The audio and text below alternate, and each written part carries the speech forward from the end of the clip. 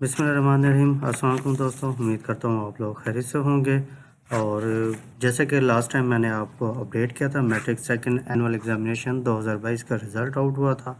तो उसके बारे में रिज़ल्ट स्टैटिस्टिकल डाटा मैंने आपके साथ शेयर किया था। उसके बाद रीचेकिंग के हवाले से मैंने बात की थी कि रीचेकिंग किस तरह अप्लाई करते हैं, उसकी क्या डेट है। तो आज मैं आया हूँ नेक्स्ट अपडेट के साथ। तो जैसा कि आपको मालूम है कि मैट्रिक सेकेंड एनुअल एग्जामिनेशन का रिज़ल्ट आउट हुआ था। उसके बाद में बहुत सारे कैंडिडेट्स पास हुए थे। तो पास होने के बाद अब उनकी जो नेक्स्ट स्टेप होता है कि एडमिशन लेना। तो एडमिशन किस तरह ले सकते हैं?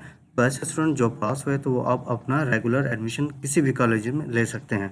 उसमें मेडिकल ग्रुप है, चाहे नॉन मेडिकल है, आईसीएस है, जनरल ग्रुप है, किसी में भी आप मनपसंद ग्रुप में एडमिशन ले सकते हैं। उसकी क्या डेट है, किस तरह है, वो मैं आपके साथ न्यू अपडेट के साथ शेयर करता हूँ। ये वो लेटर है जो आज ही जारी हुआ है पीवीसीसी की तरफ से।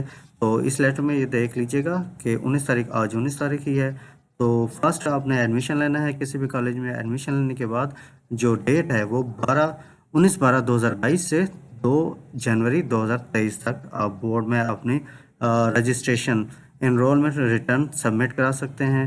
तो ये डेट है। इस डेट को मैं अगेन आपको श्योर कराता हूँ कि इस डेट तक आप अपना विथ सिंगल फ़ी सबमिट करा के एडमिशन ले सकते हैं। वो डेट अगेन नोट कर लीजिए, 19/12/2022 से 2 जनवरी 2023।